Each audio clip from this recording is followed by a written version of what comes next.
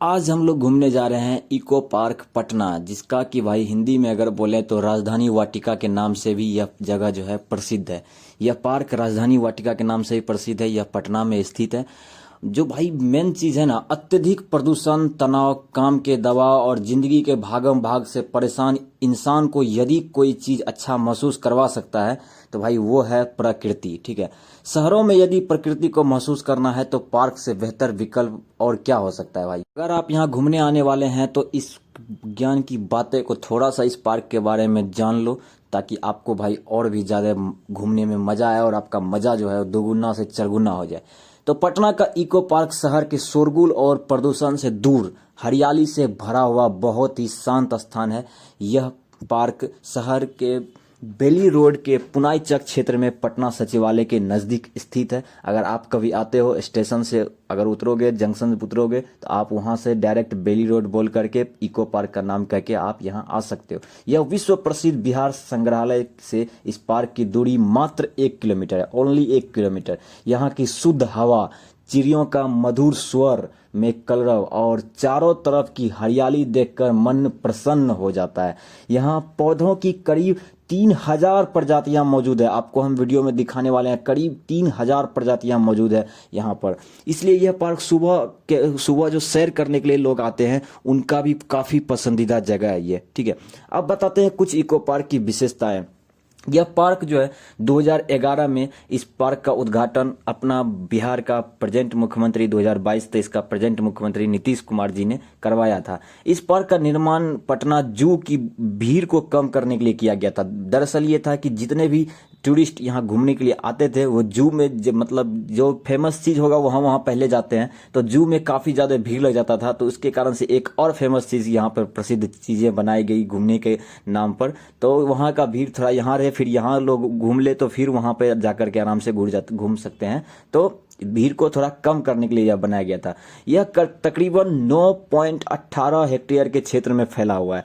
इस पार्क को टहलने के लिए करीब 1445 मीटर का मार्ग आपको तय करना होगा। ठीक है, जहां पर कि आपको जॉगिंग ट्रैक, ओपन जिम और बच्चों सो का खेलने कूदने का झूला, दो झूला भी पार्क बनाया गया है यहाँ पर, वो भी आपको देखने के लिए मिलेगा। यहाँ पर दो झीलें भी मौजूद है। 1 एकड़ के विशाल क्षेत्र में फैली हुई है ये झीलें। यहाँ पर आप आओ, यहाँ पर विजिट करो तो और भी ज्यादा आपको चीजें देखने के लिए यहाँ पर मिलेगा। तो ये पार्क जो भाई जू में प्रतिवर्ष तकरीबन 30 लाख, जबकि इस इको पार्क में 24 लाख लोग आते हैं। तो जो भाई जू आते हैं तो कुछ ना कुछ यहाँ भी से भी घूम के जाते ही जाते हैं। तो ये था कुछ यहाँ का विशेषताएं। और भी मुख्य आकर्षक चीजें आपको मैं बताता हूँ। यहाँ पर झीले में आपको एक खासियत मिल जाती है। यहाँ पे आपको एक्वा जॉर्बिंग, एक तरह का पानी में खेला जाने वाला खेल है, जो कि आपको यहाँ पर देखने के लिए मिलेगा। अभी थोड़ी देर में आपको हम वो भी दिखा देते हैं, जो कि वहाँ पे आपको खेलने के लिए देखने के लिए मिलेगा। यह बहुत ही मनोरंजक खेल है यार, इसलिए इस खेल के बच्चे और बड़े समान रूप से खेलना पसंद करते हैं। दोनों खेलते हैं इस खेल में। इस खेल को पार्क की छोटी झील में खेला जाता है, जो सबसे पहला आपको गेट के सामने मिलेगा। आप देखो वो सामने व्हाइट कलर का दिख रहा है, वही है भाई अपना एक्वा जॉर्बिंग। अभी आपको थोड़ा ऊपर करके दिखाता हूँ, चलो देखो, ये है एक्वा जॉर्बिंग। इसमें भाई बच्चे और बूढ़े दोनों समान रूप से खेलते हैं भाई, साथ मिल करके इसमें खेलते हैं, यही खासियत है। ठीक है, तो थीम्स पार्क मतलब बहुत ही आकर्षक है। इन थीम के पार्क के नाम पे राशि वन, गुरु वाटिका, नक्षत्र वन, बुद्ध वाटिका, तीर्थकर वन, केवली और पंचवटी वन, ये सारा चीज यहाँ पर आपको देखने के लिए मिलेगा। और यहाँ पे एक और बेहतरीन बात है कि अगर आप इससे आगे वाला झील में जाओगे तो वहाँ पे आपको बोटिंग का भी मजा देखने के लिए मिलेगा। वो भी थीम आपको हम दिखाएंगे। बोटिंग का मजा ले रहे हैं वहाँ पर आपको नाव, शिकारा और बैटरी चालित बोट भी मौजूद है। अगर आप पैर से वगैरह नहीं चलाना चाहते हो तो आप बैटरी वाला बोट भी ले सकते हो, वो भी, उसमें भी आप एंजॉय कर सकते हो आराम से। यहाँ पर बोटिंग के लिए 20 से भी ज्यादा बोट उपलब्ध रहता है, तकरीबन रहता है। ठीक है, यहाँ पर मौजूद शिकारे के साथ एक साथ 4 लोग बैठ सकते हैं। यह है यहाँ करीब भाई जो कलाकृति है यहाँ की। यहाँ पर है भाई कि अगर आपको एंट्री लेना है तो आपको 5 से 8 बजे तक के लिए 5 रुपया है बस। और मॉर्निंग वॉक के मंथली पास अगर आप ले लेते हो तो मात्र 100 रुपया में आपका मंथली पास आ जाता है, यानी कि 20 डेज का आपको पे करना होता है। 10 डेज आप वैसे भी आ सकते हो, इसको 5 रुपये हो जाता है। और 10 डेज आप वैसे भी यहाँ पर इजीली आकर के घूम सकते हो डेली का हिसाब से। तो यहाँ पर जो भाई एंट्री फीस है वो है 20 रुपीज़। 12 से अधिक उम्र वाले जितने भी बंदे आएंगे सभी का 20 रुपीज़ के पर बंदे के हिसाब से लगेगा, और 3 से 12 वाला का 10 लगेगा, और 3 साल से नीचे वाला का एकदम से फ्री रहता है। तो आपको चलिए मैं कुछ थीम्स यहाँ का दिखाऊंगा और भी। और यहाँ पर क्या है कि आप अगर कैमरा वगैरह लेके जाते हो तो उसका अलग से टिकट वगैरह लेना होता है, अलग से उसका टिकट आपको देना पड़ेगा, ठीक है। अगर आप बिना टिकट के साथ जाते हो तो आपको 100 रुपये तक का फाइन भी लग सकता है। तो इसलिए अगर आप शूटिंग वगैरह के लिए जाते हो, कैमरा वगैरह लेके जाते हो, तो कैमरा का टिकट वगैरह भी आप ज़रूर से आप करवा सकते हो, करवा लो, नहीं तो आपको फाइन देना पड़ सकता है। और यहाँ पर क्या है कि भाई अगर आप video recording, professional video shooting सब के लिए अगर आप इस जगह का यूज करना चाहते हो, कोई एरिया का, तो तकरीबन 2000 के आसपास आपको पे करना होता है। फिर तो कोई दिक्कत ही नहीं है, आराम से आप पूरा जहाँ मन चाहे वहाँ आप शूटिंग वगैरह कर सकते हो। तो इसके लिए भाई आप यहाँ पे एक सिस्टम और है भाई, अगर आप मंथली मतलब कि पास लेते हो तो आप मंथली यहाँ आ सकते हो। अगर आपका जो रेसिडेंस है पार्क के आसपास ही है तो आप यहाँ पे मंथली पास ले सकते हो। 250 रुपये के आसपास आपका पड़ने वाला है। तो बोटिंग वगैरह का प्राइस भी आपको कुछ कुछ बता देते हैं। 2 सीट वाला बोट लगोगे तो भाई आपको 80 रुपया लगेगा, और 4 सीट वाला बोट लोगे तो 100 रुपया के आसपास आपको यहाँ पे देखने के लिए मिलेगा। आधा घंटा के लगभग आपको बोटिंग करने का समय दिया जाता है। उसके बाद फिर भाई तो अपना और भी चीज़ घूमना होता है, तो फिर आप इधर उधर भी घूम सकते हो। तो इस पार्क को एक अंतर्राष्ट्रीय पार्क के लेवल के नाम से मतलब कि आप एक तरह से कह सकते हो, क्योंकि बहुत ही फेमस पर्यटक स्थल है ये घूमने का। एक्वा जॉर्बिंग, अलग अलग तरह का एडवेंचर स्पोर्ट्स, अलग अलग तरह का थीम का आप आनंद उठा सकते हो। तो यहाँ पर भाई आपको MiG-21 विमान का भी आपको वहाँ जो है कलाकृति देखने के लिए वहाँ पर मिलेगा। आप चलो इसके बारे में मैं आपको बताता हूँ, ये कैक्टस के बारे में, ठीक है। विश्व भर में प्रसिद्ध भारतीय कलाकार सुबोध गुप्ता, जिनकी कलाकृतियाँ दुनिया भर में लाखों की बिकती है, बिहार के लिए 1000 से अधिक स्टेनलेस स्टील के बर्तनों से बने 26 फुट का यह कैक्टस बनाया है। सुबोध गुप्ता रोजमर्रा की वस्तुएं जैसे कि स्टेनलेस स्टील की टिफिन बॉक्स, साइकिल और बर्तनों से कमाल की चीज बनाने में माहिर था।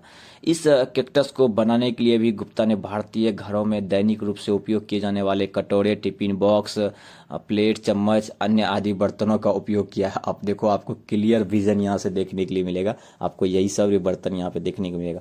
घरों में इस्तेमाल होने वाले बर्तनों में बहुत ही जल्दी क्या होता है कि जंग लग जाता है। इससे बचने के लिए इस विशेष प्रकार की 316 ग्रेड वाली स्टेनलेस स्टील प्रयोग की गई है। इससे मौसम का भी कोई प्रभाव इस कैक्टस पर नहीं पड़ेगा।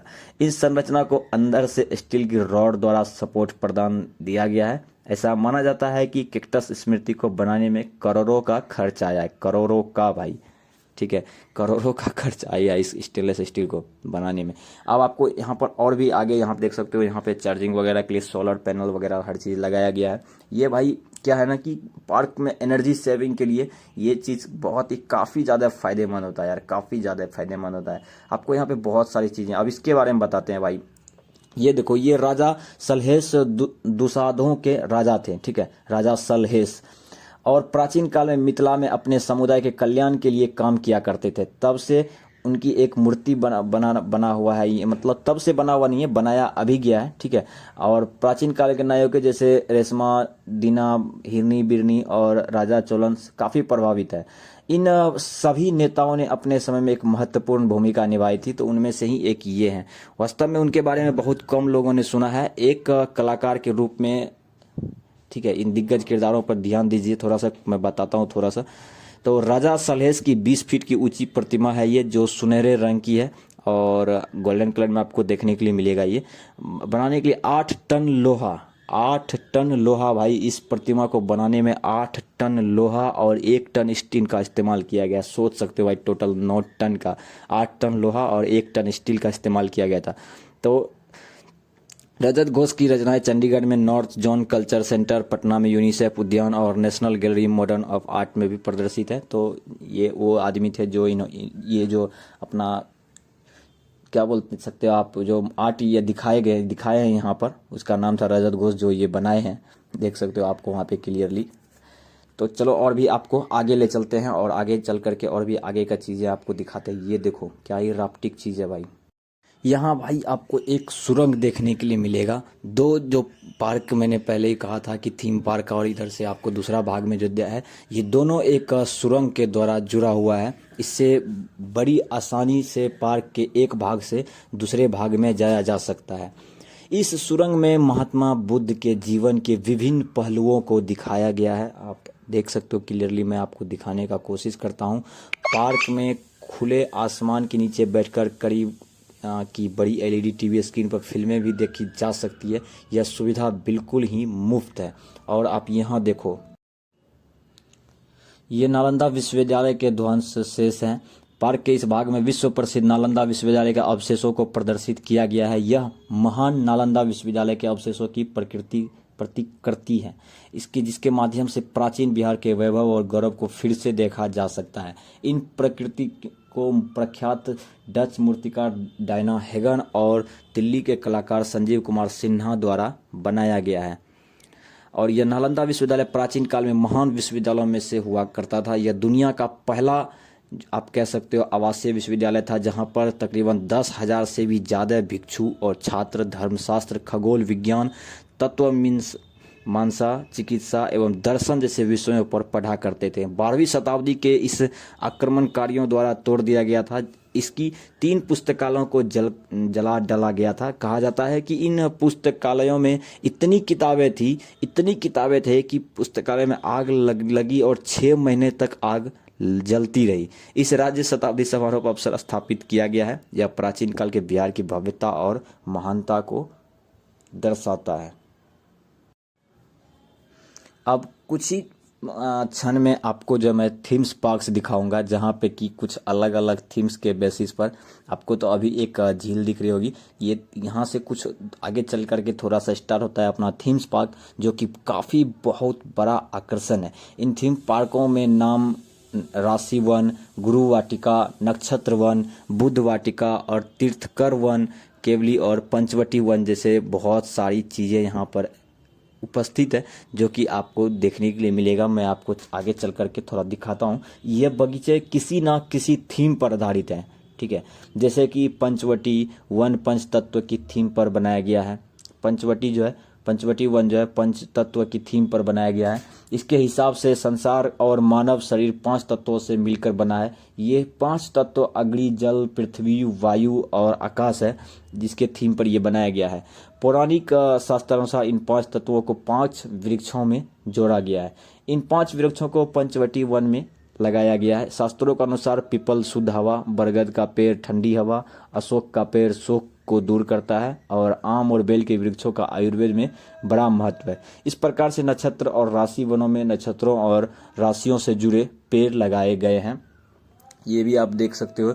इसमें अलग अलग तरह के आपको औजार वगैरह जो होता है आपको देखने के लिए मिलेगा। अलग अलग तरह के औजार जो बिहार में अभी भी बहुत सारा इसमें से औजार है जो कि अभी उपयोग में लाया जा रहा है। बहुत सारा औजार इसमें है। देखो, ये आप यही थीम्स पार्क के बारे में मैं आपसे बात कर रहा था। अलग अलग कहीं ना किसी थीम्स पे ही आधारित है। आपको यहाँ पे उनका नाम वगैरह हर चीज़ देखने के लिए मिल जाएगा। अगर आप यहाँ घूमने के पर्पज से आते हो तो आप यहाँ पे जरूर से आओ और यहाँ पे आप एक से एक थीम्स का मजा ले सकते हो। ऐसे ही भाई थोड़ी ना इस पार्क को अंतर्राष्ट्रीय स्तर पे कहा गया है, मतलब माना गया है। तो आप आ करके एक बार देखो। पिक्चर के थ्रू तो आपको दिखाने का कोशिश कर ही रहा हूँ। दरअसल उसके बाद आप यहाँ विजिट करके भी देख सकते हो, पिक्चर के थ्रू भी देख सकते हो कि जो मैंने कहा है वो क्या सच में है या फिर नहीं है। तो आप देखो यहाँ पर ये भी कुछ ना कुछ थीम्स पर ही आधारित है। तो आप एंजॉय करो, पिक्चर्स के थ्रू भी एंजॉय कर सकते हो। और यहाँ पर चिल्ड्रेन पार्क वगैरह भी है। मैं आगे चल करके आपको दिखाऊंगा चिल्ड्रेन पार्क वगैरह और भी कुछ विशेष चीज़ें हैं जो आपको यहाँ पर देखने को मिल सकता है। तो चलो देखते हैं और भी कुछ क्या क्या चीज़ें देखने के लिए यहाँ पर मिल रहा है।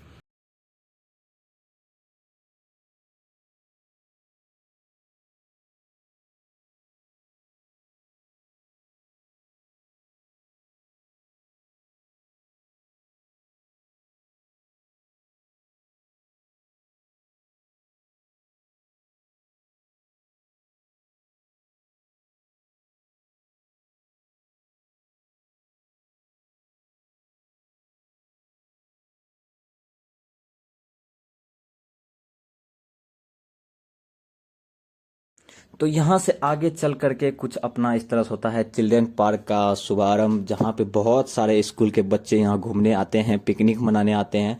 यह राजधानी वाटिका में ही बहुत बच्चों का पसंदीदा जगह है। बच्चे के लिए खास करके यहाँ पे बहुत सारी गतिविधियाँ, जैसे कि side net bridge, skating, gym planning, bamboo bridge, rock climbing, tyre bridge, tandem cycling और वर्मा झूला। आप यहाँ पर आकर के आराम से देख सकते हो कि ये सारी चीज़ें बच्चों के लिए, करीब 3 लाख बच्चे हर साल राजधानी वाटिका में घूमने के लिए आते हैं। बच्चे यहाँ खेलने कूदने के साथ साथ बिहार के इतिहास से भी परिचित हो जाते हैं, जो यहाँ घूमने के लिए आते हैं। सर्दियों के मौसम में एडवेंचर स्पोर्ट्स सीखने आने वाले बच्चों की संख्या लगभग 40% तक बढ़ जाती है। यहाँ देखो, आपको स्केटिंग सीखने का काफ़ी पर्याप्त जगह है। यहाँ पे देखो, कुछ बच्चे प्रयास भी कर रहे हैं सीखने का, कुछ सीख भी गए हैं, कुछ प्रयास अभी भी कुछ प्रयास कर रहे हैं और कुछ सीख गए हैं। यहाँ पर आपको कहीं काफ़ी यार मतलब एक से एक एडवेंचर चीज़ें आपको यहाँ पे देखने को मिलेगा, आप देख सकते हो।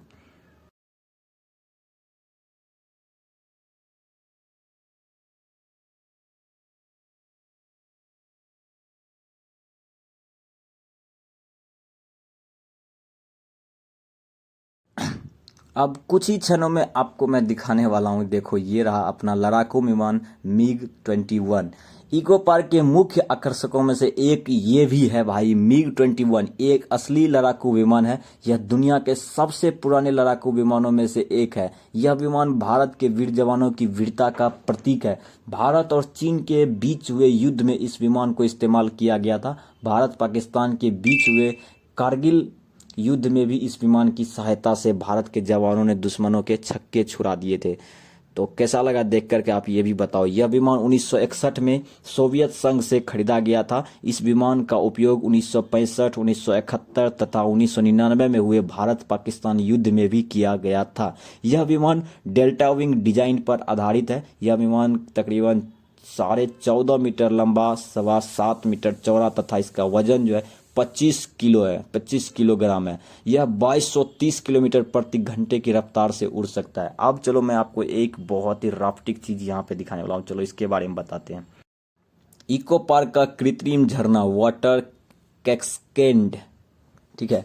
यह इस पार्क, ये जो है आपको आकर्षक चीज, ये भी झरना यहाँ पर तकरीबन उपलब्ध कराया गया है। ये 70 फीट है, ऊंचा है। इस झरने को पहाड़ के आकार में बनाया गया है। इस झरने में आप पहला झरना है, ठीक है। यह पटना शहर में अपनी तरह का एक पहला झरना है। पार्क में घूमने आने वाले यह झरना बहुत ही पसंद आ रहा है। यह झरना पिकनिक मनाने के लिए और सेल्फी खिंचवाने के लिए सबसे ज़्यादा प्रयोग किया जाता है, पिकनिक मनाने और सेल्फी खिंचवाने के लिए। इस झरने के अंदर बहुत सारे कमरे भी बने हुए हैं। हालांकि इन कमरों का उपयोग सर्दी के मौसम में नहीं किया जा सकता है। इस झरने से इको पार्क की खूबसूरतियाँ और भी बढ़ गई हैं। स्केटिंग सीख रहे बहुत सारे बच्चे। यहाँ से ही थोड़ी दूर पे वो विमान था, जिसका कि खास बात यह भी था कि यह विमान एक बार में अपने साथ 4 R-60 मिसाइलों को ले जा सकता है। राजधानी वाटिका में लगाने के लिए इसे लखनऊ से मंगाया गया था। इसे एक इंजन वाले रूसी लड़ाकू विमान को एडवेंचर पार्क पश्चिमी हिस्सा में उड़ाने वाली स्थिति में लगाया गया है, जिसे देखकर ऐसा लगता है कि ये बस उड़ान भरने ही वाला है। पार्क में एक गाइड भी है जो इस विषय में दर्शकों को जानकारी देता है। अगर आप चाहो तो गाइड ले सकते हो। आपको हर चीज़ के बारे में कुछ ना कुछ आपको जानकारियाँ वो देते रहेगा। जैसे जैसे आप डालने ले चलते हो तो आपको जानकारियाँ देता रहेगा। और एक चीज़ आपको बता देते हैं, यहाँ पर कैफेटेरिया, भोजनालय भी यहाँ पर उपलब्ध करा दिया गया है पार्क को, मतलब मैनेजमेंट की तरफ से। अगर आप घूमते घूमते अगर आपको भूख वगैरह लग जाता है तो आप पार्क से बाहर जाने का कोई ज़रूरत नहीं है, आप पार्क के अंदर ही भोजन आसानी से कर सकोगे। यहाँ पे बहुत सारी अलग अलग किस्म की, मैंने पहले कहा था तकरीबन 3000 से भी ऊपर किस्म की यहाँ पर पेड़ पौधे लगाए गए हैं। तो ये रहा वीडियोज़ जिनमें कि मैंने आपको पूरा इको पार्क आप घर बैठे भी एंजॉय ले सकते हो। लेकिन अगर आप यहाँ विजिट करोगे तो यहाँ पर आपको एक से एक चीज़ यहाँ पर आपको देखने के लिए मिलता है। तो आशा करता हूँ भाई आपको ये वाला जो है पसंद आया होगा। और भी मैं बहुत सारी चीज़ें हैं जो मैं आपको वहाँ विजिट करके आप लोगों के लिए अवेलेबल करा दिया करूँगा, जो कि आप लोग को काफ़ी ज़्यादा पसंद आएगा। तो आई होप कि आपको ये वाला भी पसंद आया होगा। एक से एक चीज़ मैंने हर चीज़ बताने का कोशिश किया, आपको पसंद तो आया ही आया होगा, इसमें तो कोई दोहराए वाली कोई बात नहीं है। तो मिलते हैं अगले वीडियो में, जिसमें कि और भी काफ़ी रोमांचक चीज़ें होंगी, तो वहाँ पे और भी ज़्यादा धमाल होगा। सो सी यू, टाटा बाबा, जय हिंद।